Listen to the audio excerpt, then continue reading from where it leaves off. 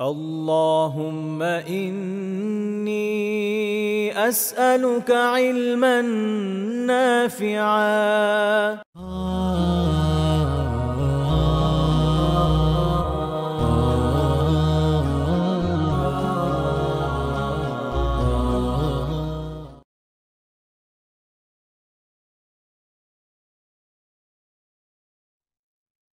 إن الحمد لله نحمده ونستعينه ونصلي على رسوله الكريم وعلى آله وصحبه أجمعين أما بعد পরকালে নাজাত পাওয়ার জন্য এবং জাহান্নামের আযাব থেকে বাঁচার জন্য জান্নাতুল ফেরদাউসে দাখিল হওয়ার জন্য মুমিনের আবশ্যিক দায়িত্ব হচ্ছে যে সকল ধরনের কবিরা গুনাহ থেকে সে যথাসম্ভব বেঁচে থাকবে এবং হয়ে গেলে আল্লাহ তাআলার কাছে ক্ষমা প্রার্থনা আন্তরিকভাবে তওবা করবে। আল্লাহ তাআলার দিকে ফেরত আসবে, ফিরে যাবে আল্লাহ তাআলার দিকে। গুনাহ থেকে নিজেকে বাঁচিয়ে রাখবে। কিন্তু এটা করার জন্য সবার আগে যেটা দরকার সেটা হচ্ছে কবিরা গুনাহগুলোকে চেনা। কারণ ব্যক্তি যদি নাই জানে যে কোনটা কবিরা গুনাহ, তাহলে সে নিজের অজ্ঞাতসারেই বিভিন্ন ধরনের কবিরা গুনাহের মধ্যে লিপ্ত হয়ে যাবে। তো এইজন্য একজন মুমিনের জন্য আবশ্যিক দায়িত্ব হচ্ছে যে সে কবিরা গুনাহগুলো সম্পর্কে জানবে। এই সম্পর্কিত ইলম হাসিল করবে। আর সেই বিষয়টাকেই সামনে রেখে আমাদের এই বিষয়ক দার্স আলহামদুলিল্লাহ আমরা বেশ কিছু পর্ব ইতোমধ্যে করেছি।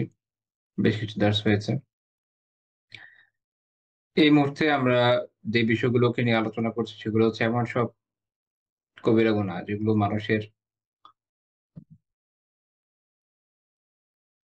আধ্যাত্মিক ধরনের গুনাহ আপনি বলতে পারেন বা তার বাতিনি গুনাহ। অর্থাৎ যেগুলো বাহ্যিক কোনো কাজকর্মের মাধ্যমে সবসময় বহিঃপ্রকাশ হতে হবে এরকম জরুরি নয়। এগুলোর মূল হচ্ছে মানুষের কলব, মূল হচ্ছে মানুষের অন্তর। মানুষ চুরি করে এটার মূল কলব না, এটা হচ্ছে বাহ্যিকভাবে তার অঙ্গ-প্রত্যঙ্গের মাধ্যমে এই গুনাহটা হয়। কিন্তু এমন অনেক কবিরা গুনাহ আছে যেটার মূল হচ্ছে কলব, মূল হচ্ছে অন্তর।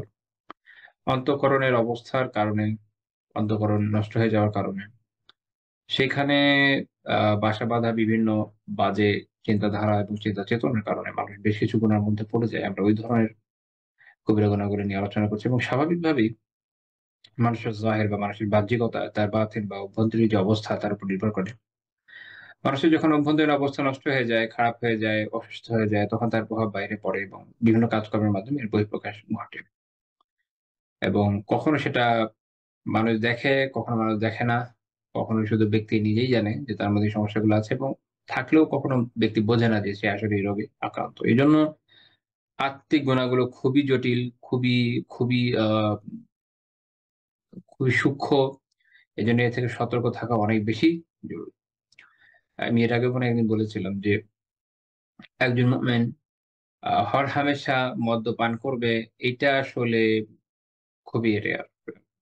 এমনকি যারা আমাদের আ মোটামুটি আমরা বিভিন্ন সময় যে ধরনের মানুষজনকে দেখেছি পরিচিতের ভেতরে, যারা ইভেন অ্যাডিক্টেড তারাও শখ করে গিয়ে পরখ খাবে এই জিনিসটা আসলে ইউজুয়ালি পাওয়া যায় না। আচ্ছা যারা দেশের বাইরে থাকে এদের মধ্যে অনেকের এই টেনডেন্সি থাকে ওই পরিবেশের মধ্যে থেকে। কিন্তু আমাদের দেশের সিচুয়েশন আমি বলছি। তো মানুষের যে একটা টেনডেন্সি সেটা হচ্ছে যে দৃশ্যমান যে কবিরা গুনাহগুলো এগুলো থেকে তারা অনেকেই বেঁচে থাকার চেষ্টা করবে। এটার আবার লেভেল আছে। যেমন দেখবেন যে আমাদের দেশের মানুষজন শুয়োরটা একদমই খায় না। এরপরে গিয়ে হয়তো যাবে হয়তো মদ। যদিও এখন এটা আলিয়াযুবিল্লাহ খুব ব্যাপক হয়ে গেছে আপনারা জানেন। ইয়াং জেনারেশন এর মধ্যে অত্যন্ত ব্যাপক হয়ে গেছে এবং সহজলভ্যতা এর এক অন্যতম কারণ। সেই সাথে পশ্চিমের অন্ধ অনুকরণ এবং আ তাদের কালচারাল অ্যাগ্রেশন তো আছে। তারপর গ্র্যাজুয়ালি অন্যান্য বিষয়গুলো আপনি খেয়াল করে দেখবেন যে এরকম হচ্ছে মানুষের একটা চিন্তা চেতনা যে এইগুলো সে করবে না। কিন্তু আম বিশেষ করে যারা আলহামদুলিল্লাহ দিন পালন করেন তারা তো অবভিয়াসলি করেন। কিন্তু আধ্যাত্মিক গুনাহ বা আত্মিক গুনাহ যেগুলো, সেগুলোর সমস্যা হচ্ছে এই যে যারা পালন করে না তো করে না। যারা দিন পালন করেনও তারাও এগুলো দ্বারা বিভিন্ন পর্যায়ে আক্রান্ত হয়ে যান, এর দ্বারা ক্ষতিগ্রস্ত হয়ে থাকেন। এইজন্য এই গুণাগুলো সম্পর্কে সচেতন হওয়া খুবই জরুরি।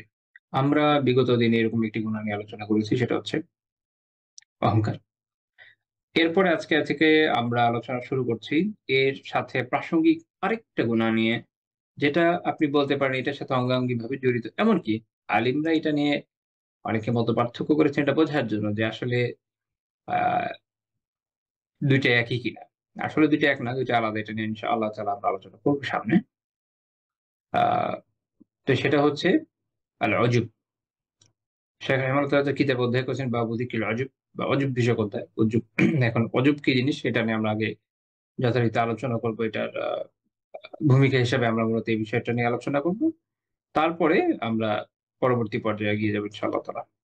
আচ্ছা, আমি একটু সময় চেয়ে নিচ্ছি। ৫ minute, just a minute. ৫ minute একটু ইনশাআল্লাহ তাআলা। চলো, দুঃখিত, একটু ব্রেক নেওয়া লাগলো। আমরা আবার আলোচনায় ব্যাক করতে পারি ইনশাআল্লাহ তাআলা। তো যেটা বলছিলাম যে আমাদের আজকের আলোচ্য বিষয় হচ্ছে অজব। তার আগে আমরা একটু বোঝার চেষ্টা করি অজব কি জিনিস?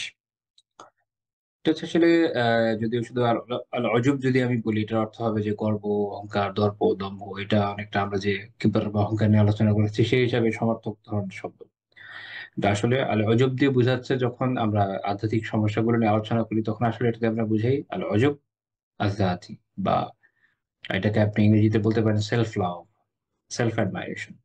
বাংলায় বলা যায় যে আ আত্মগরিমা, আত্মগরিমা, আত্মম্ভরিতা। মানুষ যখন নিজেকে নিয়ে খুব বিস্মিত হয়, নিজের বিভিন্ন বিষয়, নিজের অবস্থানের বিভিন্ন হাওয়া, নিজের বিভিন্ন অবস্থান, এগুলো নিয়ে মানুষ যখন বিস্মিত হয়, নিজেকে খুব বেশি পছন্দ করা শুরু করে। তো তখন যে এই সিচুয়েশনটা তৈরি হয় সেটা হচ্ছে, বা তার যে অবস্থাটা তৈরি হয় এটা হচ্ছে তার অজব বা সেলফ অ্যাডমাইরেশন। নিজেকে অ্যাডমায়ার করে।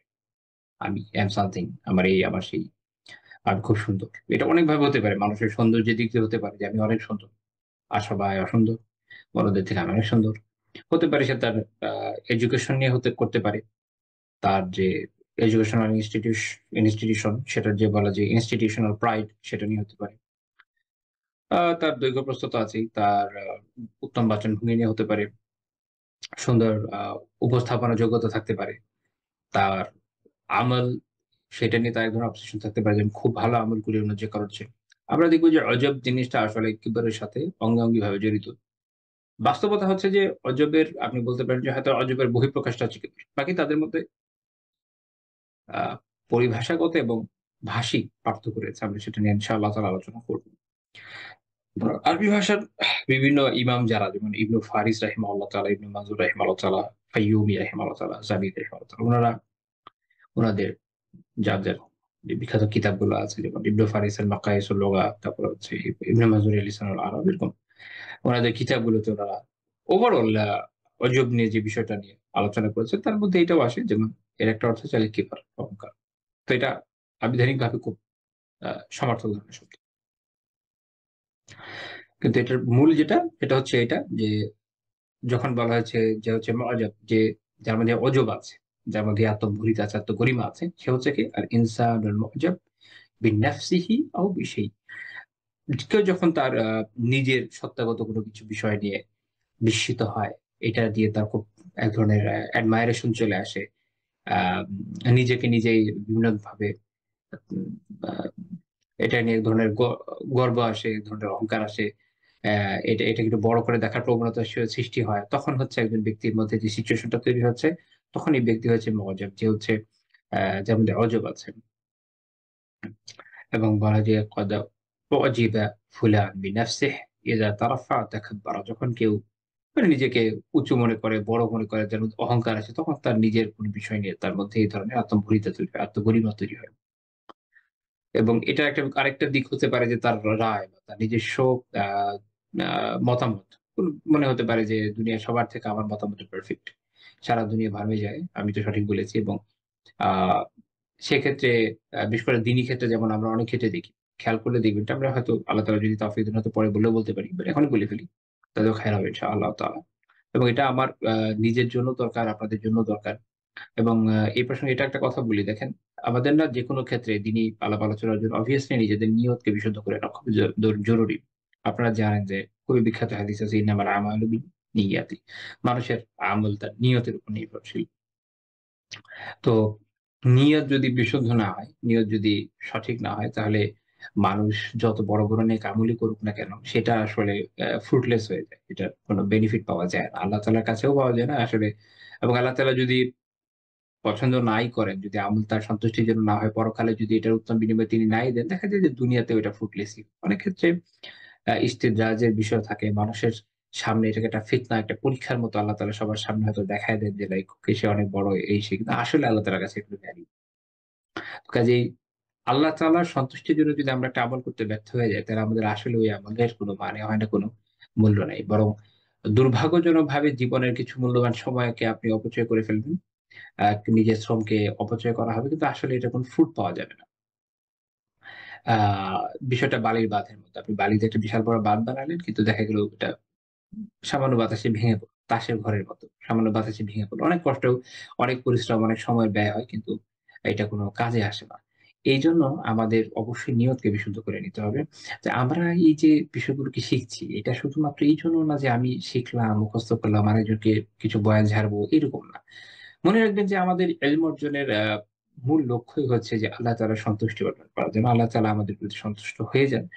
এবং যে আধ্যাত্মিক রোগগুলো নিয়ে আমরা আলোচনা করছি, যে আ অসুস্থতাগুলো নিয়ে, যেই গুনাহগুলো নিয়ে আমরা আলোচনা করছি, আমাদের অবশ্যই এগুলো থেকে বেঁচে থাকতে হবে এবং আমাদের এই শিক্ষার মূল উদ্দেশ্যই হচ্ছে এখান থেকে বাঁচা। এখান থেকে বাঁচা। আল্লাহ তাআলা আমাদের জন্য ইলম অর্জন করাকে, দ্বীনি ইলম অর্জন করাকে যেহেতু ফরজ করেছেন, আবশ্যিক করেছেন, এজন্য আমরা সেই দায়িত্বকে পালন করে যেমন শিখছি, একইভাবে এগুলোকে আমলে পরিণত করার জন্যও শিখছি। যখন এই কাজগুলো আমরা করব, এর পাশাপাশি আমার নিয়ত যখন বিশুদ্ধ, তখন ইনশাআল্লাহ তাআলা এটাও আজর হবে যদি আমি এটা মানুষের কাছে পৌঁছি। তখন আমার কাজ হচ্ছে মানুষের কাছে পৌঁছেও দেওয়া।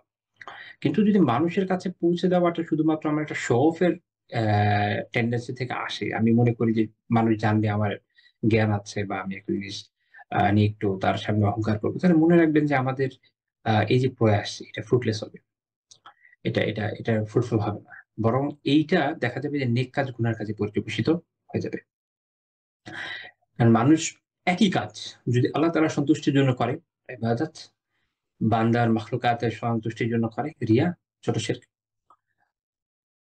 শুধু নিয়ত আপনার একটা কাজকে ইবাদত বানিয়ে দিচ্ছে, আবার শিরক বানিয়ে দিচ্ছে।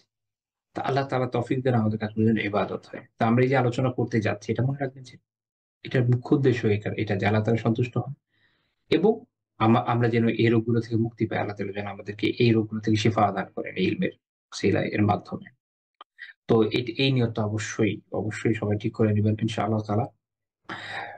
যদি আমাদের নিয়ত বিশুদ্ধ থাকে, যদি আল্লাহ তাআলা সন্তুষ্ট হয়ে যান, তাহলে আমাদের দাওয়া যদি ২-৪ জন লোকের মাঝেও পৌঁছায়, খুব বেশি জনের কাছে গেল না, খুব অল্প লোকের কাছেও গেল, ইনশাআল্লাহ তাআলা অনেক ফ্রুটফুল হবে। কিয়ামতে আমরা হয়তো পাহাড় প্রমাণ, পর্বত প্রমাণ সওয়াবের অধিকারী হব। হয়তো আল্লাহ তাআলা এর উসিলায় আমাদের জান্নাতুল ফিরদাউস দান করবেন।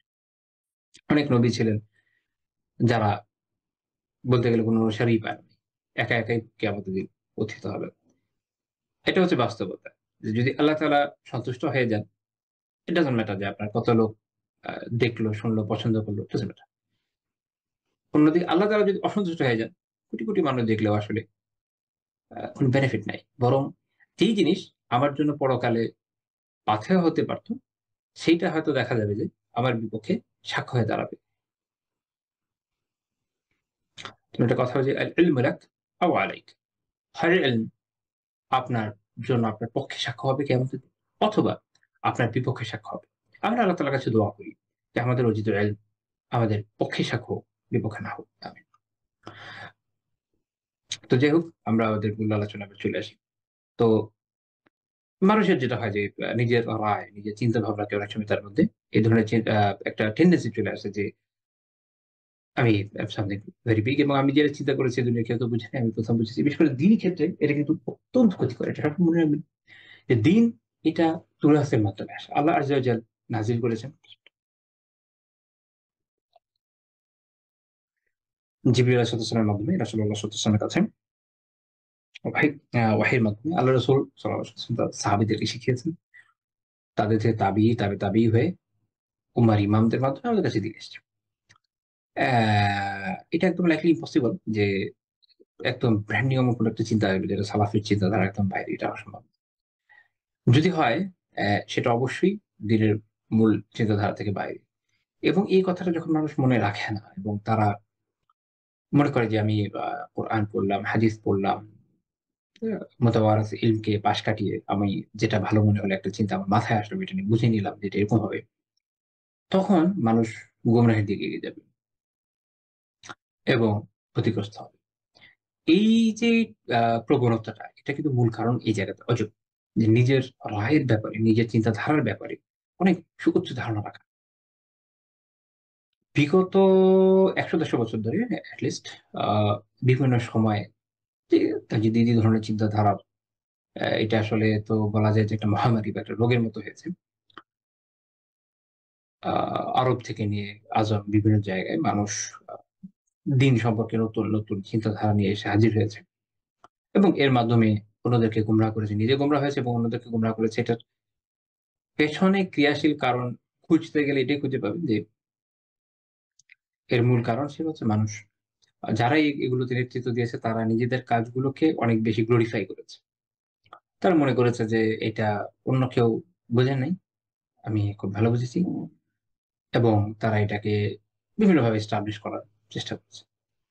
তো এইখানেই হচ্ছে যে আ অজবের ক্ষতিকারক দিক। এটা তো অহংকারকে তৈরি করাই। অহংকারের মূল কারণও বলতে পারেন অজুবকে। এর পাশাপাশি এটা দিনই অন্যান্য ক্ষেত্রে খুব ক্ষতি করে, অনেক ক্ষতি করে।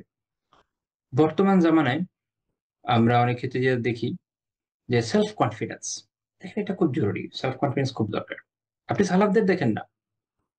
সালাফদের আমলের মধ্যে সেলফ কনফিডেন্স এর কোনো অভাব নেই। শেখ ইসমাইল মুকাদ্দাম এর একটা খুব চমৎকার কিতাব আছে উলুউল হিম্মাহ, বেশ মোটা সোটা বই।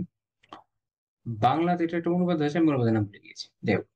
তো এই কিতাবে উনি প্রাচীন আলিমদের বিপুল পরিমাণ ঘটনাকে একত্রিত করেছেন, যেটা তাদের উলুউল হিম্মাহ বা আম তাদের যে সুউচ্চ মনোবল, হ্যাঁ, সুউচ্চ মনোবল এটার বাংলা অনুবাদের নাম। তো যাই হোক, সুউচ্চ মনোবল যেটা, সেটাকে উনি দেখানোর চেষ্টা করেছেন।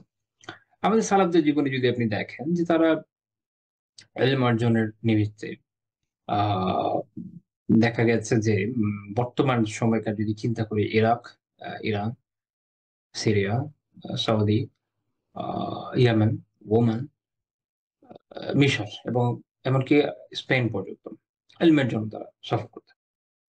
এটা সেলফ কনফিডেন্স ছাড়া অসম্ভব ছিল। তাদের যে মানসিক দৃঢ়তা, সেটা ছাড়া অসম্ভব ছিল। আম তারা বিপুল পরিমাণ হাদিস হিফজ করেছেন এবং হাদিস বলতে আমরা যেরকম টেক্সট বুঝি শুধু এটা না। এটা যেমন যে টেক্সটটা মাতন, এইটা তো হাদিসের একটা পার্ট। বাট মুহাদ্দিসিনদের কাছে সনদ অর্থাৎ একটা হাদিস যদি আলাদা রাবিরা বর্ণনা করেন বা একই রাবি থেকে হয়তো কয়েকজন বর্ণনা করছেন, এভাবে অনেকগুলো সনদ হয়। তো তাদের কাছে ১০০ টা সনদ মানে ১০০ টা হাদিস। তো এভাবে উনারা আলাদা প্রচুর সনদ ইউজ করতেন। এবং সেগুলো থেকে যাচাই বাছাই করে সবচেয়ে উত্তম যেটা সেটা কিতাবে অনেক সময় নিয়ে আসতেন। আবার সবসময় যেটা দুর্বল আছে সেটাও আনতেন বিভিন্ন মাসলাতের কারণে, এটা বোঝানোর জন্য যে আরো কি হয়। তো এই যে বিপুল পরিমাণে ইলমকে হিফজ করা, এইটাও তো এই সেলফ কনফিডেন্স ছিল দেখেই পেরেছেন। অবশ্যই এগুলো সবকিছুর পিছনে আল্লাহ তাআলার মেহেরবানি সবার আগে কার্যকর। আমরা একটু দুনিয়াবি যে আসবাব সেটা নিয়ে চিন্তা করছি। সেটা হচ্ছে যে মানুষের মধ্যে ওই দৃঢ়তা ছিল, ওই সাহসটা ছিল, ওই মনোবলটা ছিল। এজন্য আমরা দেখি যে তারা যখন কোরআন পড়ছেন, তাফসীর পড়ছেন, মুজাহিদ রাহিমাহুল্লাহ তাআলা ইবনে আব্বাস রাদিয়াল্লাহু আনহু ছাত্র ছিলেন। তিনি বলছেন যে তিনি ৩ বার কোরআন শুরু থেকে শেষ পর্যন্ত প্রত্যেক জায়গায় থেমে ইবনে আব্বাস রাদিয়াল্লাহু আনহু জিজ্ঞেস করে শিখেছেন। আমরা তো একবারও করার সামর্থ্য, সাহস, সুযোগ কোনটাই পাই না। তারপরে যদি আপনি দেখেন যে তাদের কিতাব লেখা, ইবনে জারির আত-তাবারি রাহিমাহুল্লাহ তাআলার কিতাবগুলো দেখেন, উনার জামিউল বায়ান, উনার যে তাফসীর আত-তাবারি, তারপর হচ্ছে উনার আ তারিখ, উনার যে ইতিহাসের কিতাবটা, এরকম কিতাবগুলো যদি দেখেন তাহলে বুঝবেন যে কি পরিমাণ হিম্মত থাকলে এত জায়গান্ডি কাজ করা সম্ভব। এরকম একটা কিতাব লেখা দূরের কথা, এটার জন্য যে পরিমাণ রেফারেন্স এর পেছনে ক্রিয়াশীল, এটা পড়ার আমাদের পক্ষে এখন অনেক কঠিন। মানে আমরা পেরে উঠি না, আমাদের হিম্মত এত কম। তারপর ধরেন আমাদের ফিকহের কিতাবগুলো, সেখানে যে ইলমগুলো আছে, আপনি আমাদের পুরো ইসলামী তুরাসের যেখানে হাত দিবেন না কেন সেখানে আপনি উলুল হিম্মা পাবেন। তাদের যে সুবিশাল, তাদের যে সাহস, তাদের যে উচ্চ মনোবল সেটা পাবেন। একদম রিসেন্ট সময়ে বড়, বড় আলিম যারা গত হয়েছেন তাদের কিতাব দেখেন সেখানেও পাবেন। কথায়, কথায় শেখ আলবানী রাহমাতুল্লাহ যে সিলসিলা সেটা যদি খোলেন, কি বিপুল পরিমাণে কিতাব অধ্যয়ন করে উনি ওনার এই কালেকশন এটা করেছেন। শেখ উসাইমিন রাহিমাহুল্লাহ তাআলার যে পরিমাণ কিতাব আছে, আ শেখ বিন বাজ রাহিমাহুল্লাহ যে পরিমাণ ফতোয়া দিয়েছেন, এরকম অন্যান্য আরো সাম্প্রতিক সময়ে অন্যান্য চলে আলিমদের মধ্যেও পাবেন। আমি জাস্ট খুব কমন হিসেবে ওনাদের উদাহরণ দিয়েছি। তো এটা হচ্ছে উলাউল হিম্মা থাকা লাগে। ওই সুউচ্চ সাহস থাকা লাগে যেটা সেলফ কনফিডেন্স এর সাথে রিলেটেড obviously। বাট আমি যেটা বলতে গিয়ে এখানে নিয়ে এসেছি সেটা হচ্ছে এখনকার সময় সেলফ কনফিডেন্স বোঝাতে গিয়ে ১ম যে জিনিসটা আপনার ভেতরে ঢুকাইয়া দেবে সেটা হচ্ছে কি যে আপনি আগে নিজেকে বড় মনে করবেন। You are something. You can do it. Right? এবং you can do it by your own. নিজে, নিজে করতে পারবেন। নিজের উপর এক ধরনের মনোবল, নিজের মনোবলকে দৃঢ় করার জন্য নিজেরকে একটু বড় করা, একটু গ্লোরিফাই করা। এই শিক্ষাটা সেকুলার আ একাডেমি সে আপনাকে দেবে। সেলফ কনফিডেন্স এর জন্য। ওয়াল্লাহি কুফাররা সেলফ কনফিডেন্স এর নামে আপনাকে যাই শিখাক, যত বড় কাজই করুক। আমাদের সালাফরা যে পরিমাণ কাজ আলহামদুলিল্লাহ ইলমি ক্ষেত্রে করেছেন, আপনি এর ধারে কাছে পাবেন না। জিহাদের ময়দানে আমাদের সালাফরা, সাহাবীরা, তাবিঈরা, তাবিঈরা, এমনকি সাম্প্রতিক সময়ে মুজাহিদিনরা বিভিন্ন জায়গায় যে পরিমাণ সাফল্য দেখিয়েছেন বা যেইভাবে আত্মত্যাগের মাধ্যমে এগিয়ে গিয়েছেন, এই সুউচ্চ মনোবল এটা তাদের মধ্যে পাবেন না। মোদ্দা কথা হচ্ছে এটাই যে মনোবল আসলে আসে কোত্থেকে? এটার বেস কি? ইসলাম এবং কুফরের এই জায়গায় যে দ্বন্দ্বটা, সেটা কোন জায়গায়? মুসলিমরা আমরা আমাদের প্রত্যেকটা খায়রের ক্ষেত্রে, প্রত্যেকটা কল্যাণের ক্ষেত্রে মূল ধরি আল্লাহ তাআলার দান। মূল হচ্ছে কি? আল্লাহ তাআলা। আল্লাহ তাআলা দান। আল্লাহ তাআলা তাকদীরে রেখেছেন। বান্দা উপার্জন করে, বান্দা প্রয়াস নেয়। আল্লাহ তাআলা মেহেরবানি করে দেন, বান্দা পায়। কাজেই এখানে মূল হচ্ছে আল্লাহ তাআলার দান। আমরা আল্লাহ তাআলার দিকে মোতাবাজ্জু হই এবং আল্লাহ তাআলার দানকে গ্লোরিফাই করি। আমরা যখন কোন কিছু পাই, আমরা আল্লাহ তাআলার শুকরিয়া আদায় করি যে, আলহামদুলিল্লাহ আল্লাহ তাআলা এটা আমাদের দান করেছেন। না করতে পারতেন। বান্দা চেষ্টা করতে পারে। আল্লাহ তাআলা যদি দান না করেন, বান্দার এই চেষ্টা বিফল হয়ে যাবে। মানুষ অনেক কিছু চেষ্টা করে, বিফল হতে থাকে। সে দৃঢ়তার সাথে যখন কাজটা করতে থাকে, আল্লাহ তাআলা মেহেরবানি করেন। দুনিয়া দারুল আসবাব, আল্লাহ তাআলা একসময় তাকে সেটা দান করেন। তো মূল কথা হচ্ছে যে, মুসলিমরা তাদের আত্মবিশ্বাসের মূল হচ্ছে তাদের আ আল্লাহ আযজা ওয়া জাল্লার প্রতি তাওয়াক্কুল, আল্লাহ তাআলার উপর নির্ভরশীলতা, আল্লাহ তাআলার উপর ভরসা। এবং এরপরে সে তার চেষ্টাটা চালিয়ে যায়। সে নিজেকে কখনো বড় মনে করে না। নিজেকে গ্লোরিফাই করে না। আল্লাহ তাআলার দান হিসাবে শুকরিয়া আদায় করে আল্লাহ তাআলার শুকরগুজার হয়। এর বিপরীত যে দৃশ্যটা সেটা হচ্ছে কুফফারদের। তারা যেহেতু আল্লাহ আযজা ওয়া জাল্লার উপর নির্ভরশীল নয় মনে করে নিজেদেরকে এবং আল্লাহ তাআলা আসলে তারা নির্ভর করুক আর না করুক মানসিকভাবে বাস্তবতা তো তারাও আল্লাহ তাআলার প্রতি নির্ভরশীলই। আল্লাহ তাআলার আল্লাহ তাআলার রাজত্বের বাইরে তো কেউ যেতে পারছে না। কিন্তু তারা মনে করছে যে এটা আমি আমার নিজের মতোই নিজের প্রয়াসে নিজের চেষ্টায় উপার্জন করতে সক্ষম এবং এটার পেছনে আল্লাহ তাআলার কোন অবদানকে তারা স্বীকৃতি দিতে নারাজ। এইটা হচ্ছে তাদের সাথে আমার পার্থক্য। এবং এই কারণে সে তার নিজেকে নিজের সত্তাকে বড় মনে করে। ওই যে হিউম্যান বিইং এটার যে তাদের থিওরিটা আ মানব সত্তার যে আ বড়ত্ব দেখানোর তাদের একটা প্রবণতা এবং ওখান থেকে আমাদের দেশে এখন আজকাল চলছে না মানবতা। ওরা কি বলে হিউম্যানিজম। হিউম্যানিজম কিন্তু একটা খুব ব্যাপক বিস্তৃত থিওরি। এ বিষয়ে আপনাদের সতর্ক থাকা উচিত। এটা খালি বাংলা অনুবাদ মানবতা, মানবতার মধ্যে সীমাবদ্ধ নয়। হিউম্যানিজমের সবচেয়ে বড় হচ্ছে মানুষ, মানব সত্তা এবং মানব সত্তার বিষয়টা এরকম যে মানুষকেই একটা ডেমিগড এর আসনে নিয়ে যাওয়া হয় এবং তাকে পূজা অর্চনা করা হয় এইভাবে যে তার সকল চাহিদা, তার যেটা ভালো মনে হয় এটাকেই আম এটাকেই গ্রহণ করার তারা প্রয়াস পায়।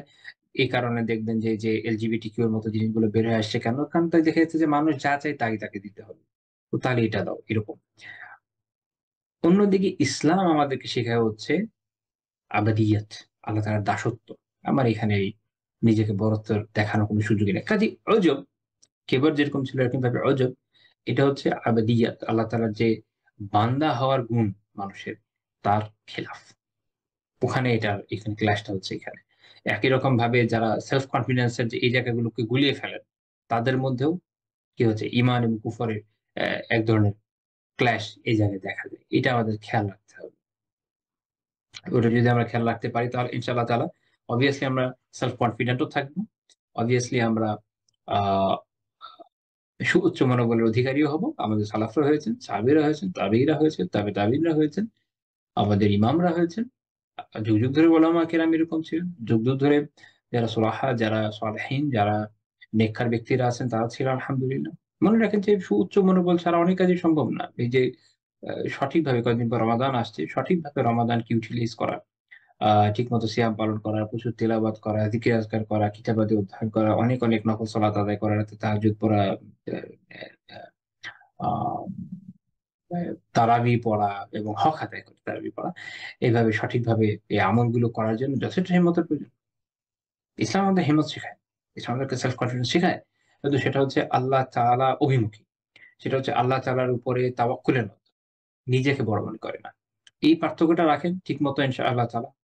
এই জিনিসটা যদি আমরা আত্মস্থ করতে পারি তাহলে আমাদের পক্ষে সঠিক পথে চলা সম্ভব হবে ইনশাআল্লাহ। তো যাই হোক, যেটা আমি শুরুতে বলেছিলাম যে আল-উজুবের বিষয়টা একটা কথা যে এটাকে আসলে একদম ইয়ের মতো কিনা, আ কিবার বা অহংকার উভয় একই জিনিস কিনা। আম আমি যেটা বলেছি যে হ্যাঁ, অনেকে মনে করেছেন যে এটা একই রকম। একটা খুব চমৎকার কিতাব আছে নাজরাতুন নাঈম ফি মাকারিম আ আখলাকি রাসূলিল কারীম। এটা খুব চমৎকার একটা কিতাব। আমার কাছে আছে আলহামদুলিল্লাহ। তো ওখানে একটা মুসান্নিফিনরা বলছেন যে যাবা কাসীরুম মিনাল উলামা ইলা আন্নাহু লা ফারকা বাইনাল আমরাইন। এই ২ টা বিষয়ের মধ্যে কোন পার্থক্য নাই বলে অনেক আলেম মনে করে থাকেন। وأنهما شيء واحد এবং উভয় আসলে এক। ولكن ذهب المحققون তবে যারা মুহাক্কিক, যারা এই বিষয়ে এক্সপার্ট তারা আ এটা বিশ্লেষণ করে বলেছেন যে আন্না বাইনাহুমা ফারক। যে এদের মধ্যে ফারক আছে, এদের মধ্যে পার্থক্য আছে। পার্থক্যটা আমরা যদি দেখি আরবি ভাষার প্রখ্যাত আলিম আবু হিলাল আল আসকারী রাহিমাহুল্লাহ তাআলা উনার একটি কিতাব আছে আল ফুরুক আল লুগাবিয়্যাহ। এটাতে হচ্ছে যে খুব কাছাকাছি ধরনের আরবি যে শব্দগুলি সবগুলোর মধ্যে যে অ্যাকচুয়াল পার্থক্যগুলোকে আলাদা করেছে এটা আরবি এর খুব চমৎকার বৈশিষ্ট্য। এইটা যেমন ফিকহুল লুগা একটা টার্ম আছে। তারপর হচ্ছে ফুরুকুল লুগাবিয়্যা একটা টার্ম আছে। এখানে মূলত যে কাজগুলো করা যায় একটা শব্দের অন্তর্নিহিত অ্যাকচুয়াল অর্থটা কি, ওদের পার্থক্য কি এগুলো নিয়ে আলাপ আলোচনা। তো যাই হোক, তো ওখানে এনেই আবু হিলাল রাহিমাহুল্লাহ উনি কি আলোচনা করছেন যে উনি একটা অধ্যায় করেছেন। অধ্যায়টা হচ্ছে আল ফারকু বাইনাল উজব ওয়াল কিবর। উজব এবং কিবরের মধ্যে পার্থক্যের বিষয়ক অধ্যায়। তো উনি যে আলোচনা করেছেন বা যদি শর্টলি বলি সেটা হচ্ছে এই যে উনি বলছেন যে আল উজব হচ্ছে এই যে যখন মানুষ কোন কিছু পাওয়ার পর বা নিজের কোন বিষয় নিয়ে তার মধ্যে খুবই আনন্দ, উল্লাস তৈরি হয়। খুবই খুশি হয়ে যায় নিজের বিষয়ে যে আমি এরকম সো হ্যাপি এরকম। তো তখন এটা হচ্ছে আসলে অজব। যেমন কেউ খুব সুন্দর, যে আমি অনেক সুন্দর সে খুবই হ্যাপি এটা অজব। অ্যা নিজেকে বড় মনে করছে এই বিষয়ে। তার নিজের যে চিন্তা চেতনা নিয়ে, নিজের কোনো রায় নিয়ে, নিজের কোনো এক্সপার্টাইজ নিয়ে, যেমন আমি এর আগে বলেছি তার ইনস্টিটিউশনাল প্রাইড থাকতে পারে। বিভিন্ন বিষয় নিয়ে মানুষ যখন অনেক বেশি এটা নিয়ে সে আনন্দিত হয়। সবার থেকে আলাদা, সবার থেকে বস অনেক। তখন তার মধ্যে এই ধরনের যে চিন্তাটা আসে তখন যেই সিচুয়েশন তৈরি হয় যেটা অজব। কারণ এটা বলে না আজাবা, বিস্মিত হওয়া। তো সে আসলে নিজেকে নিয়ে বিস্মিত হয়। আর অন্যদিকে কিবর যেটা অহংকার যেটা সেটা এটা হওয়া জরুরি না। একজন মুতাকাব্বির, একজন অহংকারী, একজন দাম্ভিক ব্যক্তির মধ্যে খুশি আসা জরুরি না। অনেক ক্ষেত্রে দেখা যায় যে তার মধ্যে ইফেক্ট ছাড়াই তার মধ্যে অহংকার তৈরি হয়। এজন্য হুবহু সবসময় একই হওয়া জরুরি না। আচ্ছা। তবে এদের মধ্যে একটা ইন্টার রিলেশন obviously সেটা তো আমরা এই বিষয়ে কোরআনের কিছু আয়াত থেকে একটু বোঝার চেষ্টা করি ইনশাআল্লাহ তাআলা। শাইখের কিতাব শুরু করার আগে যথারীতি আমি এবারও কিছু বিষয় আলোচনা করব। তো কোরআনে বিভিন্ন জায়গায় আল্লাহ তাআলা উজবের কিছু, কিছু দিককে দেখিয়েছেন। যেমন একটা উদাহরণে আসেন। ১ম পয়েন্ট এই বিষয় এখানে আমি সব মিলিয়ে ৪ টা পয়েন্ট দেখানোর চেষ্টা করব ইনশাআল্লাহ তাআলা কোরআনুল কারীম থেকে। ১ম এ আমরা একটা গুরুত্বপূর্ণ ঘটনার দিকে দেখি। সেটা হচ্ছে আপনারা হয়তো জানেন যে হুনাইনের একটা যুদ্ধ হয়েছিল মক্কা বিজয়ের পরে। বনু সাকিফ আ যারা তায়েফের যে ডমিন্যান্ট গোত্র ছিল বনু সাকিফ এবং আরো বেশ কিছু গোত্র আ তারা যুদ্ধের জন্য একত্রিত হয়েছিল একটা জায়গায় সেটা হচ্ছে হুনাইন। যেই হুনাইন হচ্ছে মক্কা এবং তায়েফের মাঝে একটি স্থান। সেখানে তারা ৪,০০০ সৈন্যের বিশাল সমাবেশ করেছিল। এবং সেখানে তারা তাদের স্ত্রীদেরকে, সন্তানদেরকে পর্যন্ত নিয়ে এসছে গরু, ছাগল লাইক যা আছে বা গবাদি পশু যা আছে নিয়ে এসছে এবং সম্পদ সব নিয়ে এসে তারা মনে করেছে যেভাবে নিয়ে আসলে আমরা যেটা চিন্তা করবো যে আমি যুদ্ধে হারিয়ে যাই, পালিয়ে কোথায় যাবো, আমার পরিবার পরিজন অর্থ সম্পদ সব এখানে আছে। কিন্তু ওরা এটা ভুলে গিয়েছে যে কুফাররা লড়াই করে তাগুতের পথে, শয়তানের পথে। কারণ লড়াই দুই রকমই হয়, আল্লাহ তাআলার পথে যেটা জিহাদ ফিসাবিলিল্লাহ, অথবা তাগুতের পথে। তো যখন এই তাগুতের পথে লড়াই তারা করে, তখন তারা তো আসলে বিভিন্ন ফ্যাসিলিটির জন্য, সুবিধার জন্য লড়াই। সে মরতে চায় না, সে সর্বাত্মক বাঁচার চেষ্টা করে। অন্যদিকে মুজাহিদিনরা তারা যখন লড়ে, তাদের বেসিক চিন্তা থাকে শহীদ হয়ে যাওয়া। তবে মনে রাখবেন, এর মানে এই না যে প্রয়োজন নেই এমন জায়গায় গিয়ে জান দিয়ে বসে থাকবে, এরকম না। কিন্তু তাদের চিন্তা থাকে যে মরে যাওয়া নিয়ে তাদের কোনো টেনশন নাই, মরে গেলে তো জানাতে যাবো। আর এই কারণে দেখবেন যে সাহাবিরা তো এরকম করেন নাই যে যেখানে প্রয়োজন নেই গিয়ে জান দিয়ে ফেলছেন, যেরকম স্ট্র্যাটেজিক্যালি অনেক জায়গাতে ওনারা পশ্চাৎপসরণ করেছেন। যেমন মুতার যুদ্ধ, তো ৩,০০০ সাহাবী ছিলেন। তারা মনে করতে পারতেন যে আমরা সবাই শহীদ হয়ে যাই, যেহেতু মানুষের সংখ্যা অনেক বেশি, লড়ে মরে যাই সবাই। এটা কিন্তু করেন নাই, পশ্চাৎপসরণ করেছেন। তো মূল থিমটা হচ্ছে এটা, যে মুমিন মরতে ভয় পায় না। সে আল্লাহ তাআলার জন্য জিহাদে নামে, মরে গেল তো জান্নাত পাবে, তার কোনো ভয় নেই। অন্যদিকে কুফফারদের বিষয়টি এরকম। কুফফাররা বিভিন্ন সুবিধার জন্য, বিভিন্ন ইস্যুর জন্য, দুনিয়াবী বিভিন্ন কারণে লড়ে। তো তারা ওখানে সবকিছু নিয়ে এসে, তো তারা এটা খেয়াল করে নেই হয়তো, স্বাভাবিক। আর আল্লাহ তাআলা এটা তাকদীরে রেখেছেন, মুসলিমদের ভাগে রেখেছেন এই বিষয়গুলো গনিমত হিসাবে। তো এরা সবকিছু নিয়ে এসে হাজির হয়ে গেছে। এবং তারা সংখ্যায় ছিল ৪,০০০। এদিকে মুসলিমরা সংখ্যায় ছিল আলহামদুলিল্লাহ অনেক। ১০,০০০ সাহাবী, মুহাজিরিন, আনসার এবং আরবের বিভিন্ন কাবিলা থেকে মক্কা বিজয়ে অংশ নিয়েছেন।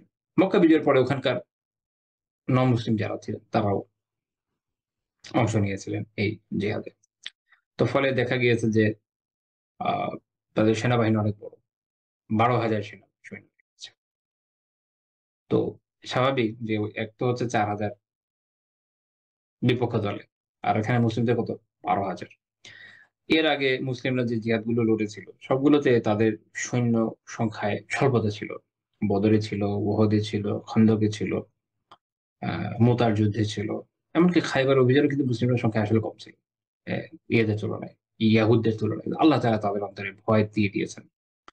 এরা তো এমনিতেই জানেন কেমন জাতি। তো এইজন্য মাত্র ১৪০০ সাহাবী নিয়ে আল্লাহ রাসূল সাল্লাল্লাহু আলাইহি ওয়াসাল্লাম এতগুলো দুর্গকে হুনাইনে জয় করে নিয়ে ফেলেছে। কিন্তু এইটা একটা যুদ্ধ ছিল যেখানে মুসলিমদের সংখ্যা অনেক বেশি ছিল।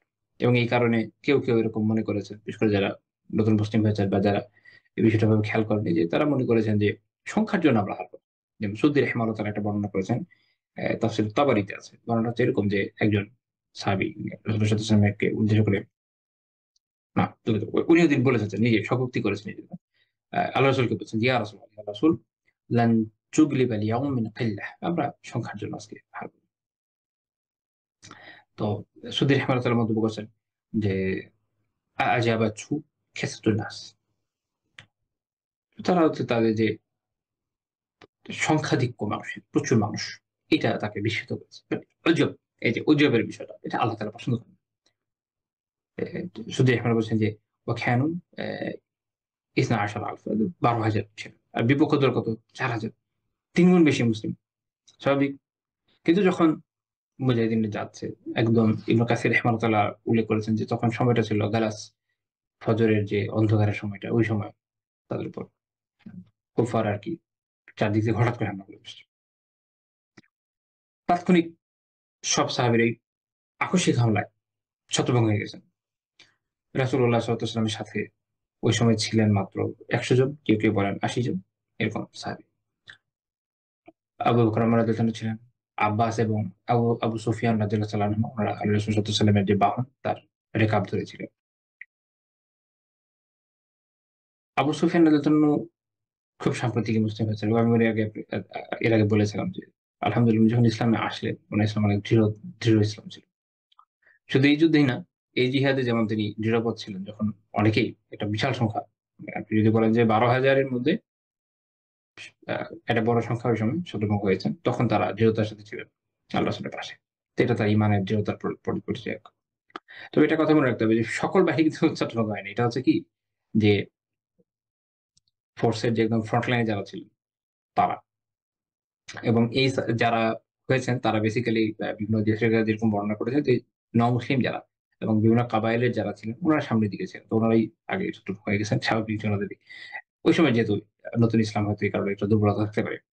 আর এছাড়া আল্লাহ তাআলা একটা পরীক্ষা নিয়েছে। কিন্তু মুহাজিরিন এবং আনসারদের যে মূল ফোর্স এরা চন্দ্রভাগা এর দ্রুততার সাথে ছিল। তবে এরা পিছনের দিকে ছিল। আল্লাহ রাসূল যখন এরপর ডাকলেন তাদেরকে সবাই আহ্বান করলেন। তো সবাই সামনের দিকে আসলে এবং যুদ্ধের মোড় ঘুরে গেল। আল্লাহ তাআলা বিজয় দান। তো এই একটা বিষয় আমাদের আল্লাহ তাআলা শিখিয়ে দিচ্ছেন যে অজব বিষয়টা শুধু ভালো না। এটা ব্যক্তির নিজের উপর শুধু না। একটা পুরো বাহিনীর উপরে, পুরো জাতির উপরে বিপর্যয় নিয়ে আসতে পারে। এজন্য আমাদের সতর্ক থাকা জরুরি। সূরা তাওবার ২৫ নম্বর আয়াতে আল্লাহ তাআলা বলছেন, "লাকাদ নাসারাকুমুল্লাহু ফি মাওয়াতিন কাসীরা।" যে নিশ্চয়ই আল্লাহ তাআলা আ তোমাদেরকে সাহায্য করেছেন বহু জায়গায়। বলছে কি ইয়ানি লিল হারব বিভিন্ন যুদ্ধে সাহায্য করেছেন। এর মধ্যে কাসীরা যেমন বদরে, তারপর হচ্ছে বনু কুরাইজার বিরুদ্ধে, বনু নাদিরের বিরুদ্ধে এরকম বিভিন্ন জায়গায়। তারপর আল্লাহ তাআলা বলেছেন যে, "ওয়াইয়াউমা হুনাইন।" আর হুনাইনের দিনেও আল্লাহ তাআলা সাহায্য করেছেন। হুনাইনের দিনে আল্লাহ তাআলাই সাহায্য করেছেন। এমন আর কেউ সাহায্য করেছে। আল্লাহ তাআলাই সাহায্য করেছেন। ইয়াউমা হুনাইন। যেদিন হাওয়াযিন গোত্র, পুরা হাওয়াযিন একদম তোমাদের বিপক্ষে একত্রিত ছিল। এই যুদ্ধ হয়েছিল শাওয়াল মাসে ৮ম হিজরি। আল্লাহ তাআলা এরপরে বলছেন, "ইয আ'জাবাতকুম কাসরাতুকুম।" যখন বা যে সময় যেদিন তোমাদের সংখ্যাধিক্য তোমাদেরকে বিস্মিত করেছিল, উৎফুল্ল করেছিল। অ্যা তাফসীরে জালালাইন এটা ব্যাখ্যা করতে গিয়ে বলছে যে, "ফাকুলতুম" সেদিন তোমরা বলেছিলে যে, লান তুগলিবাল ইয়াউম মিন কিল্লাহ" যে আজকে সংখ্যার অল্পতার কারণে আমরা হারব না। হ্যাঁ? তার সংখ্যা যেহেতু ৩ গুণ। তো আল্লাহ তাআলা কি বলছেন? তা আল্লাহ তাআলা বলছেন, ফালাম তুগনি আনকুম শাইআ।" এই সংখ্যাধিক্য তোমাদের কোন কাজে আসেনি।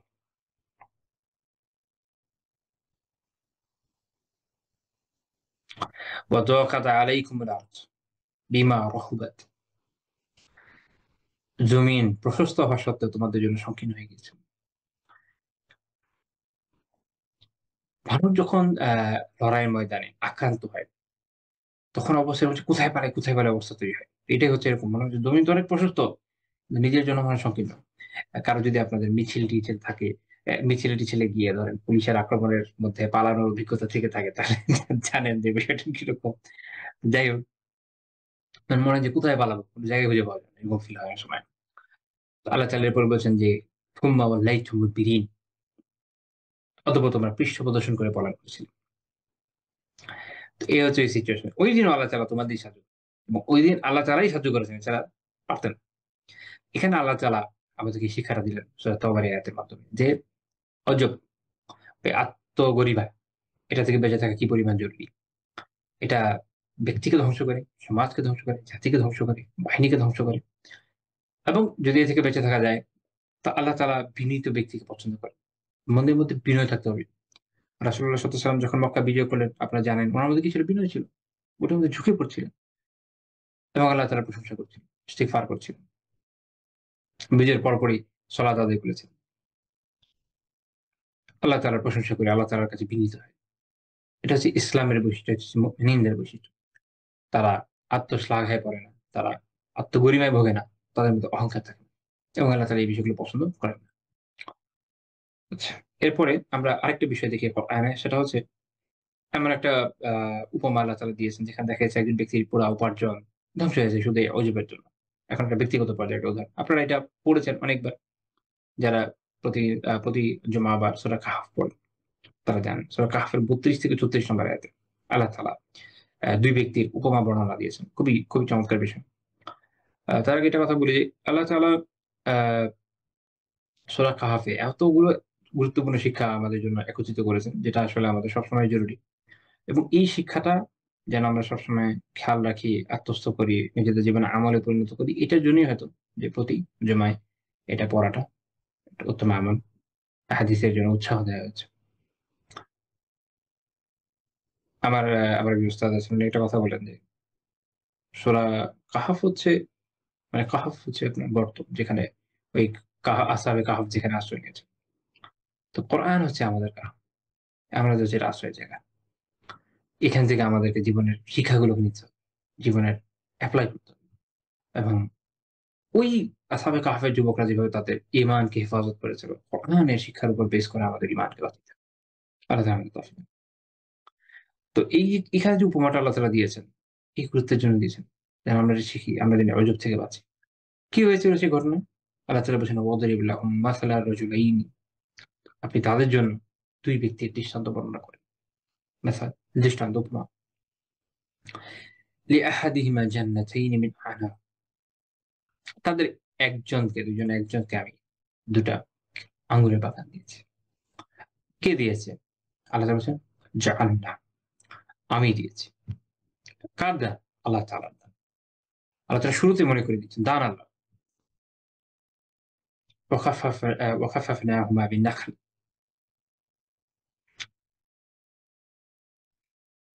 উভয় বাগানকে ঘিরে দিয়েছি খেজুরের গাছ, আঙ্গুরের বাগান, তার চারদিকে খেজুরের গাছ। চমৎকার একটা দৃশ্য। ওয়াজআলনা বাইনাহুমা যারআ, উভয়ের মাঝে রেখেছি শস্য ক্ষেত। কি নিয়ামত! সুবহানাল্লাহ। কিলতাল জান্নাতাইনি আতাত উকুলাহা, উভয় বাগানই ফল দিত।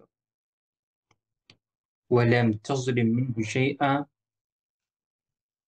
তারা এতে কোনো ত্রুটি করত না। অর্থাৎ ফলদায়ক বাগান ছিল, চমৎকার ফলদায়ক বাগান ছিল। নিয়মিত আঙ্গুর হচ্ছে, নিয়মিত খেজুর হচ্ছে, শস্য হচ্ছে, কোনো ত্রুটি নাই। আল্লাহ তাআলা কি অসাধারণ দান। ওয়াফাজ্জারনা খিলালাহুমা নাহারা, উভয়ের ফাঁকে ফাঁকে আমি প্রবাহিত করেছিলাম নহর। কে প্রবাহিত করেছে? আল্লাহ প্রবাহিত করেছে। আল্লাহ তাআলা এইজন্য বারবার বলছেন, ওয়াফাজ্জারনা, আমি প্রবাহিত করেছি। এমন না যে মানুষ তার নিজ যোগ্যতায় করে ফেলতে পারে না। গাছ থেকে ফল হচ্ছে, কে দিচ্ছে? আল্লাহ আযজা ওয়া জাল। বাগান হয়ে গেছে, বাগানটা তো তৈরি হয়েছে, কে করে দিয়েছেন? আল্লাহ আযজা ওয়া জাল। আমরা শুধু চেষ্টা করতে পারি, তার মালিক আল্লাহ। নহর, একটা ড্রেইনেজ সিস্টেম আপনি চালু করেছেন যেন আপনার গাছগুলোতে পানি যায়। আপনার মনে হবে আমি তো ড্রেন খনন করলাম, আমি পানি দিলাম, আমি ডিপ টিউবওয়েল থেকে পানি আনছি, তো সব আমার। না, আল্লাহ বলছেন ওয়াফাজ্জারনা, আমি এখানে প্রবাহিত করেছি। এই নহরের প্রবাহকারী আমি। মাটির এমন কোন ইস্যু হতে পারে যে পানি নিচের দিকে চলে যায়। অনেক সময় আছে না, মানুষ খাল খনন করে কিন্তু পানি হয় না। যেকোনো ইস্যু হয়ে যেতে পারে। ডিপ টিউবওয়েল খুঁড়বেন, ওই জায়গায় পানির স্তর নিচে চলে যেতে পারে। পাইলেন না পানি। যেটা সূরা আল-মুলকে আল্লাহ তাআলা বলছেন। চলে গেল পানি নিচের স্তরে। কি করবেন? তো যেটা বাহ্যিকভাবে মনে হচ্ছে যে এই জিনিসগুলা তো আমি আমার নিজের মতোই করতেছি। কিন্তু না, আল্লাহ তাআলার দান। এই খেয়াল রাখেন। এই আয়াতে আমরা কিন্তু কি শিখছি? অজুবের খেলাফটা শিখছি। অর্থাৎ দান কার? আল্লাহ। যখন বান্দা এটা চিন্তা করবে তখন আর তার মধ্যে অজুব কোত্থেকে আসবে? কোত্থেকে আসবে অজুব? যখন সে জানে যে তার সবকিছু আল্লাহ তাআলা। ওয়া খানা লাহু সামার, তাতে প্রচুর ফল ছিল। এখন এত কিছু পেয়ে তার কি চিন্তা হয়েছে? তার মধ্যে তো বিনয় আসে নাই। সে কি বলছে? ফাকালা লিসাহিবিহি ওয়া হুয়া ইউহাবিরুহু, সে তার কথা প্রসঙ্গে এই কথা বলতে গিয়ে তার যে বন্ধু, যে মুমিন, তাকে এই কাফের যে ব্যক্তি, সে কি বলছে? আনা আকসারু মিনকা মালান ওয়া আ'আজ্জু নাফারা। ২ টা কথা। খেয়াল করেন, দুনিয়ার সব কাফেরদের, মুনাফিকিনদের, যাদের আল্লাহ তাআলা অনেক সম্পদ দিয়ে পরীক্ষার মধ্যে ফেলেছেন, তাদের প্রত্যেকের কমন ডায়ালগ এই জায়গায়। আমি বলি এইজন্য, মনোযোগ দিয়ে পড়েন।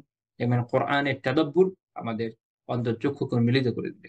আল্লাহ তাআলা কি বলছেন? এদের ঘটনাটা উল্লেখ করছেন। কি বলছে সে? বলছে যে, "আনা আকসারু মিনকা মালা", আমি ধন সম্পদ তোমার থেকে বেশি। আমার তো ধন সম্পদ তোমার থেকে অনেক বেশি। তুমি মুমিন হয়ে কি করলা? আমার তো অনেক, অনেক সম্পদ, বহুত টাকা-পয়সা।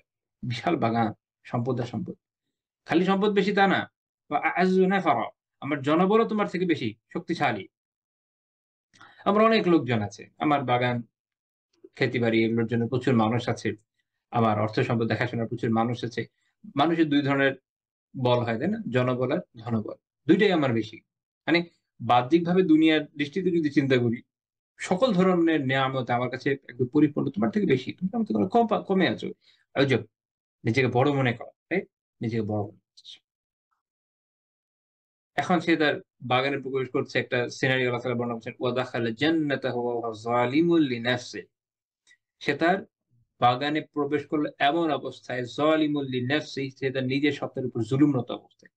মানুষ যখন এই যে কোনো কবিরা গুনার মধ্যে পড়ে, মানুষ যখন কুফর শিরক করে, জুলুম সে কার উপর করে? নিজের উপর করে। তার পুরো জুলুমটা নিজের নফসের উপরে। নফসের হক ছিল যে সে আল্লাহ তাআলার আবাদিয়াতে নিজেকে কাটাবে। আল্লাহ তাআলা মানুষকে বানিয়েছেন তার ইবাদতের জন্য আমরা জানি। আল্লাহ তাআলা বলেছেন কি? জিন মানুষকে কেন বানিয়েছেন? ইল্লা লিয়াবুদুন। শুধু তার ইবাদতের জন্য, আর কোন কিছুর জন্য না। যাকে যেই জিনিসের জন্য বানানো হয়েছে, যার যেটা ডিউটি এবং যার যেটার অবস্থান, তাকে ওই জায়গা থেকে সরিয়ে দেওয়াটাই হলো জুলুম। নফস আল্লাহ বানিয়েছেন তার ইবাদতের জন্য। তাকে তার ওখান থেকে সরিয়ে দিচ্ছে। মানুষ শিরক করে, কুফর করে। আল্লাহ তাআলা আমাদেরকে কেন বানিয়েছেন? নেক আমলের জন্য। সেখান থেকে সরিয়ে দিয়ে গুনাহের মধ্যে যখন লিপ্ত করছি, আমরা কি করছি? নিজের উপর জুলুম করছি। আর কিছু না। জুলুম আমার নিজের উপরে। এজন্য আল্লাহ তাআলা বলছেন, "ওয়া হুয়া যালিমুন লিনাফসিহি।" তার নিজের উপর জুলুম অবস্থায় বাগানে বসে। কারণ তার ভিতরে উজব আছে, তার ভিতরে কিবর আছে, কুফর আছে। আল্লাহ তাআলার নিয়ামতের অস্বীকার করা কুফর। সে কি বলছে? "ক্বালা মা আযুন্নু আন তাবিদা হাযিহি আবাদা।" আমি তো মনে করি না যে এটা কোন ধ্বংস হবে। মানে যেগুলো দেখে মনে হচ্ছে এগুলো ধ্বংস হবে, এটা তো চিন্তাই আসে না। তাকে নিশ্চয়ই তার সে মুমিন সাথী হয়তো খেয়াল করিয়ে দিচ্ছিল যে, "দেখো সবকিছুর একটা শেষ আছে। তুমি আল্লাহ তাআলার দিকে অভিমুখী হও।" কিন্তু তার মধ্যে এই চিন্তাটা না থাকলে অহংকার চলে আসে। সেগুলো কখনো যাবে না। যেকোনো ব্যক্তির যখন এরকম দেখবেন যে অনেক পাওয়ার, ক্ষমতা থাকে, সে ক্ষমতার মোহে অন্ধ হয়ে গিয়ে সবার প্রতি জুলুম করে। এরকম শাসক যারা হয়, যেমন আমাদের দেশে এ পেছনে গত হলো, আল্লাহু আলাম সামনে কি হয়? বা যেকোনো বড় ইন্ডাস্ট্রিয়ালিস্ট হতে পারে। বড় পজিশনের কোনো পুলিশের কর্মকর্তা, আর্মির বড় কর্মকর্তা, anybody can be, যাদের ক্ষমতা আছে, ক্ষমতার মোহে অন্ধ হয়ে যায়। মনে হয় যে এই ক্ষমতা কখনো যাবে না। যার অত্যন্ত সুস্বাস্থ্য আছে তারা অনেক সময় সুস্বাস্থ্যের ফিতনার মধ্যে পড়ে যায়। তার মনে হয় এই সুস্বাস্থ্য তো কখনোই যাবে না। এই সুস্বাস্থ্যকে সে বিভিন্ন খারাপ কাজে ব্যবহার করে। মানুষ ভালো বডি বিল্ড করে, অনেকটা একদম আ যথেচ্ছ জেনা ব্যভিচার এগুলোর মধ্যে পড়ে যায়। আর অন্যান্য বিভিন্ন গুনাহের মধ্যে সে লিপ্ত হয়। হয়তো সে কোন খারাপিতেও লিপ্ত হতে পারে। গুন্ডাগিরি করে বেড়াতে পারে। মানুষের অনেক অর্থ সম্পদ থাকলে তার মনে হয় এগুলো তো যাওয়ার মতো না। এগুলো সে নানা অপকর্মে ব্যয় করে। এটা মানুষের মধ্যে এই বৈশিষ্ট্যটা আছে যে যখন সে কোনো অবিচ্ছিন্ন নেয়ামত পায় সে মনে করে এটা আর কখনো যাবার মতো নয়। ফেরাউন মনে করেছিল আমার সাম্রাজ্য যাবে না। যদি ভিতরে ভয় থাকে, বাট সে মনে করেছে যাবে না এবং সে এইজন্য আল্লাহ তাআলার রাসূলকে মানতে অস্বীকৃতি জানিয়েছে। এটাই আ যেকোনো ধরনের জালিমের একটা কমন বৈশিষ্ট্য। হ্যাঁ, জালেম এক তো কুফর শিরকের জুলুমও কিন্তু বড় জুলুম। আপনারা জানেন যে আল্লাহ তাআলা সূরা লোকমানে আমাদের জানিয়েছেন, "ইন্না শিরকা লাযুলুমুন আযীম।" নিশ্চয়ই শিরক হচ্ছে সবচেয়ে বড় জুলুম। মুশরিক দুনিয়ার সবচেয়ে বড় জালেম। এটা আমাদের চিন্তা, মুমিনদের চিন্তা, আকীদা আমাদের এটাই। মুশরিক দুনিয়ার সবচেয়ে বড় জালেম। সে অন্য মানুষকে মারপিট করুক আর না করুক, কিন্তু সে দুনিয়ার সবচেয়ে বড় জুলুম করে বসে আছে। গ্র্যাজুয়ালি অন্যান্য জুলুম আসবে। যত ধরনের জালিম আছে প্রত্যেকের মহা সমস্যা হচ্ছে এই জায়গায় সে মনে করে যে যেই নিয়ামতের মধ্যে আমি আছি, যেই নিয়ামতের সাগরে আমি হাবুডুবু খাচ্ছি, এটাই এটাই মূল, এটা থাকবে। সে নিয়ামত দেখে নিয়ামত দাতাকে ভুলে যায়। অ্যাজ এ রেজাল্ট সে বিভিন্ন ধরনের খারাপের দিকে সামনে এগোতে থাকে। এই ব্যক্তিরও তাই অবস্থা, সে মনে করছে এটা কোনো ধ্বংস হবে না। এবং এখানে সে থেমে যায়নি। তো সব যদি ধ্বংস না হয় তো কেয়ামত কখন আসবে? তো তার কথা আছে, ওয়ামা আযুন্নু সাআতা কাইমা। তা আমি মনে করি না যে কেয়ামত কখনো কায়েম হবে। ওয়ালা ইন রুদিতু ইলা রাব্বি, আর যদি আমাকে ফিরে নেওয়াই হয়, মানলাম না, অ্যাগনস্টিক, মানলাম না। বাট ওকে, হইতে পারে হয়তো আমি গেলাম। যদি হয়ও কি হবে? আমার রবের কাছে যদি স্বীকৃতি ইলা রাব্বি, আর যদি আমার রব থেকে থাকেন কিয়ামত হয় আমাকে তার কাছে নিয়ে যাওয়া হয়, লাআজিদান্না খায়রাম মিনহা মুনকালাবা, তাহলে আমি নিশ্চয়ই আ এর চেয়ে উত্তম প্রত্যাবর্তনের স্থল পাবো। অর্থাৎ সে দুনিয়াতে যা পাচ্ছে এটাকে বলে ইস্তেদরাজ, যেটাতে আল্লাহ তাআলা পরীক্ষা করেন।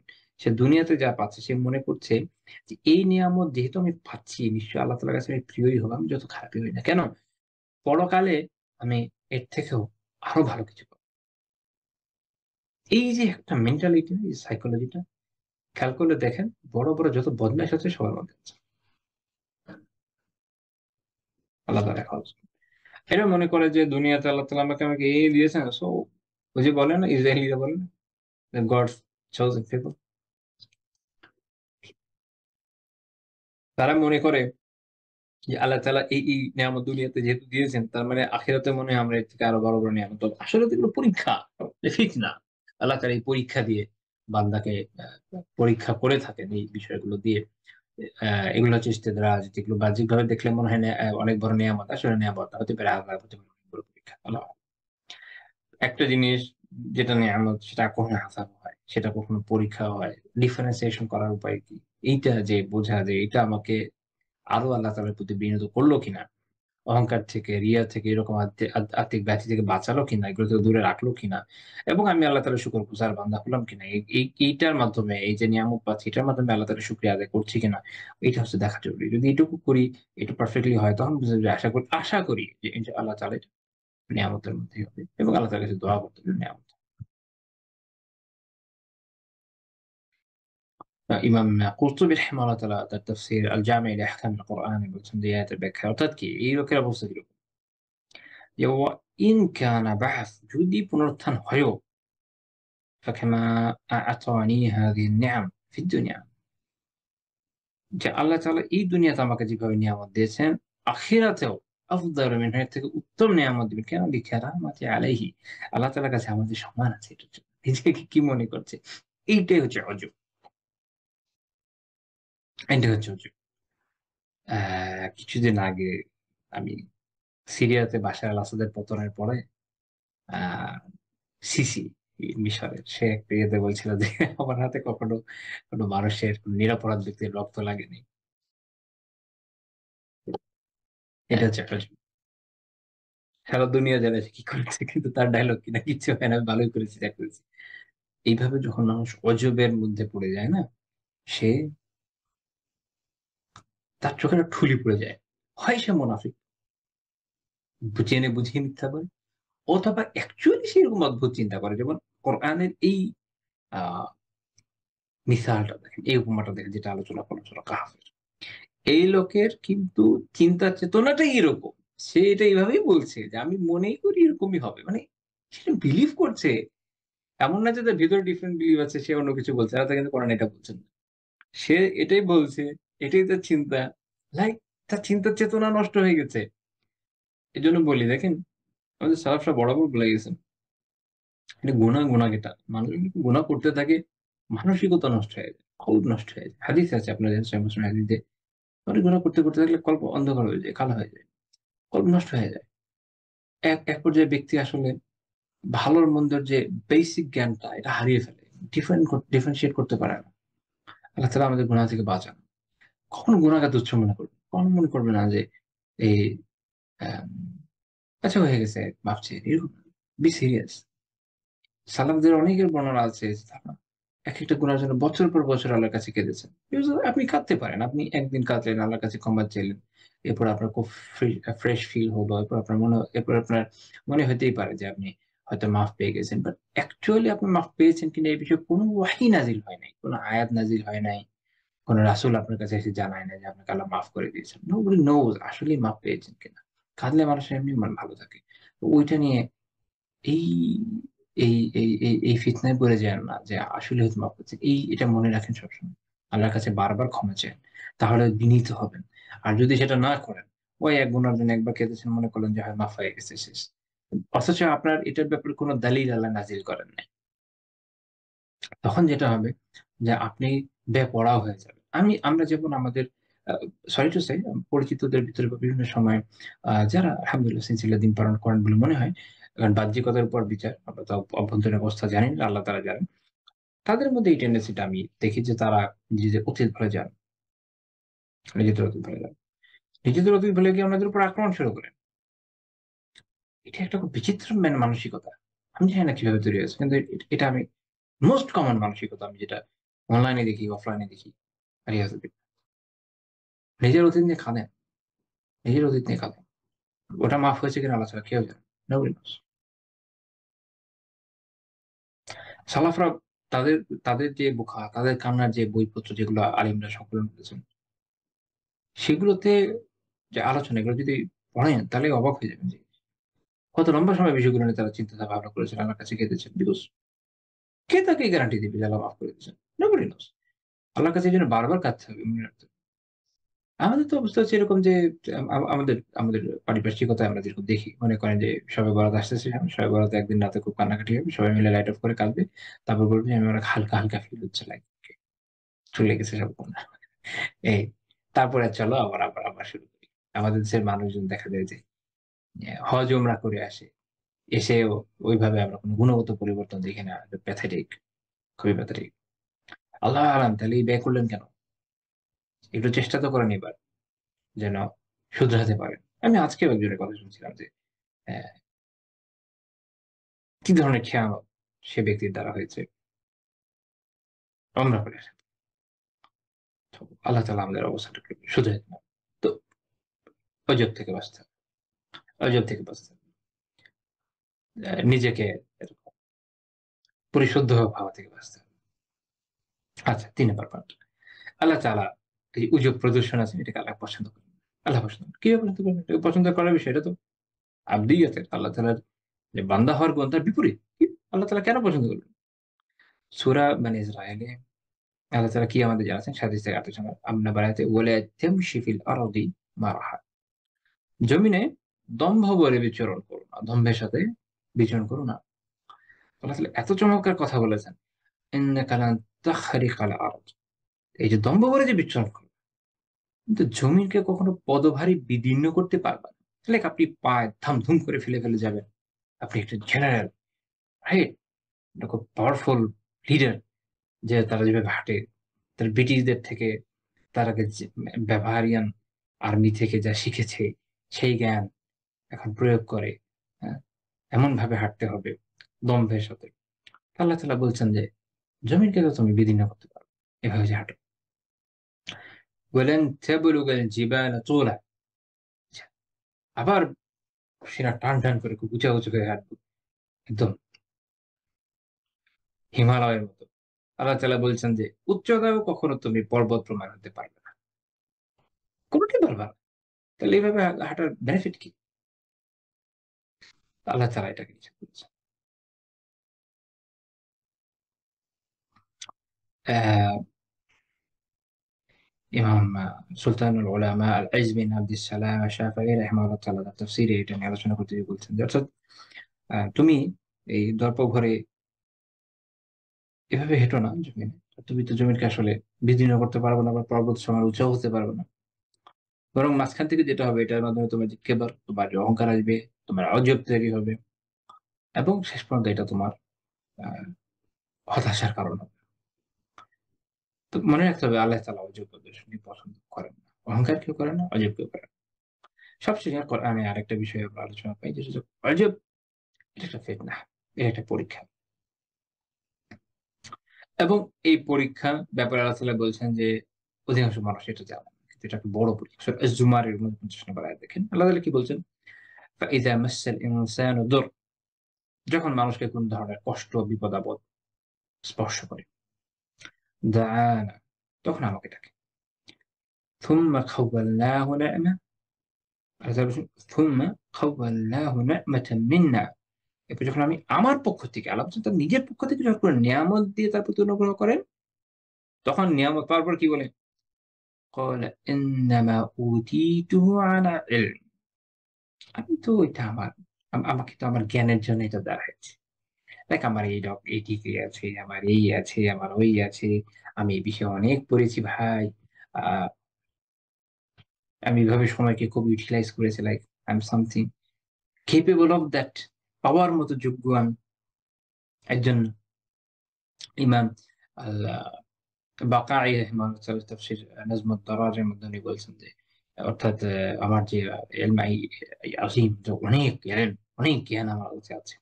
অনেক বড় আল্লামা, আমার অনেক এই সেই। ঠিক আছে? এবং আমার আমি আমি যে তারিখ আল কাসব আমি যেভাবে উপার্জন করেছি, আমার যে ইজতিহাদ যে প্রয়াস ছিল, যেভাবে চেয়েছি, হ্যাঁ? এবং আমি এটার হকদার হওয়ার কারণে আল্লাহ তাআলা আমাকে এটা দিয়েছেন। না, এটা আল্লাহ তাআলার নেয়ামত। আল্লাহ তাআলার দান। আল্লাহ তাআলার কাছে কেউ চাইয়ে নিতে পারে না। মানে বাধ্য করে নিতে পারে না। আমরা যদি চাইতে পারি, দেওয়ার মালিক আল্লাহ।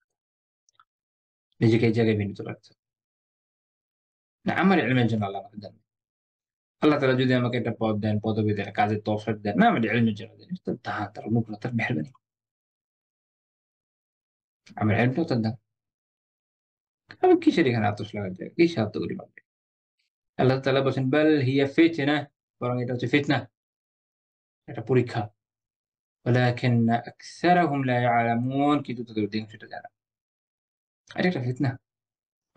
কোন কিছু পেয়ে দুঃখ দুর্দশা দূর হয়ে আল্লাহ তাআলার নেয়ামত পেয়ে কখনো মনে করার সুযোগ নাই যে আমার অমুক যোগ্যতার বদলে আসে, কোন যোগ্যতার বদলে আসে। আল্লাহ তাআলার দান। আমি ফকির, আমি ভিখারি, আমার আবার কিসের যোগ্যতা?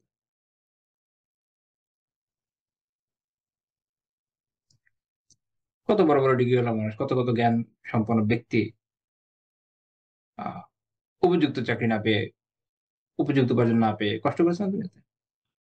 অনেকের জীবনীতেই তো আছে। জ্ঞান নিয়ে আসে নাই। নিজের স্কিল আপনাকে এগুলো নিয়ে আসেনি। ইয়েস, তার মানে কি আমরা স্কিল অর্জন করব না? জ্ঞান অর্জন করব না? অবভিয়াসলি করব। এটা একটা আসবাব, দুনিয়াদারুল আসবাব। আল্লাহ তাআলা আসবাবের মাধ্যমে এই দুনিয়াকে চালু রাখেন। আসবাব হিসেবে আলোচনা। এটাকে আমরা অর্জন করব।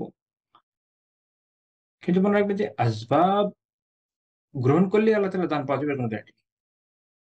আল্লাহ তাআলা আসবাব ব্যতীত দান করেন। তবে এটা আল্লাহ তাআলার সুন্নাহর খেলাফ। এই দুনিয়াকে আল্লাহ এভাবে বানিয়েছেন দারুল আসবাব। এখানে আসবাব থাকা লাগে। আপনি আসবাব নেন। অবভিয়াসলি নিবেন। এটা সুন্নাহ। আল্লাহ রাসূল নিয়েছেন, সালাফ নিয়েছেন। এটা আমাদের দীন। আমরা আসবাব নিব। তবে নির্ভরশীলতা আল্লাহ তাআলা, তাওয়াক্কুল আল্লাহ তাআলার উপর। আস্থা আল্লাহ তাআলার উপর। আমি জানি যে আমার ইলম এটা আল্লাহ তাআলার এটা আল্লাহ তাআলার দেওয়া। কাজেই এটা আমার ইলমের জন্য আসে নাই। আমি খুব হকদার হয়ে উঠেছি এজন্য না। নিখাত আল্লাহ তাআলার দেওয়া। ভিক্ষুক ভিক্ষা করতেছে। সে বলতে পারবে না যে আমি এত সুন্দর করে ভিক্ষা চাইছি, অন্যদের ৮-১০ জন ভিক্ষুকের থেকে বেশি। তো এজন্য আমাকে অনেক বড় একটা ৳১,০০০ সুন্দর নোট আমাকে দেওয়া হয়েছে। Like that. আর দাতার মনে হয়েছে ছেড়ে দিই। That's it. যত স্কিল করুক। এখন কেউ এসে বলুক যে আমার ১০ বছরের ভিক্ষার অভিজ্ঞতা আছে। অত্যন্ত সুন্দরভাবে আমি ১০ বছরের অভিজ্ঞতা নিয়ে ভিক্ষাটা চেয়েছি। পাশের জনের ১ বছর ছিল, মুখে ৩ বছরের ছেলে যেন পায়নি। এরকম না। আবার ১ বছরের অভিজ্ঞতা যার ভিক্ষার, সে হয়তো পেয়ে গেল ৳১,০০০ নোট, বাকি ১০ বছরের অভিজ্ঞতা সম্পন্ন ভিক্ষুক পেল না। ১ বছরের যে অভিজ্ঞতা, সে বলতে পারে না যে আমি খুব charismatic ছিলাম, খুব এনার্জেটিক ছিলাম। আমি একদম পুরা ফ্রেশার, আ পুরা ফ্রেশ লিফ। এজন্য আমাকে দেওয়া হয়েছে। এরকম। যে তার দাতা, তার বিভিন্ন চিন্তাভাবনা থাকতে পারে। তো এটা দুনিয়াবি সেন্স এ হচ্ছে বিষয়টা এরকম না। আমরা তো আসলে আমরা কি ফুকারা ইলাল্লাহ। আল্লাহ তাআলার দরবারে আমরা হচ্ছি ভিক্ষুক। আল্লাহ তাআলা কেন দেন, কি দেন? আল্লাহ, তার মর্জি, তার মেহেরবানি, তার দান। আমাদের কাজ হচ্ছে শুকরগুজারি। আমাদের কাজ হচ্ছে শুকরগুজারি। ভিক্ষুককে আপনি ভিক্ষা দিলেন,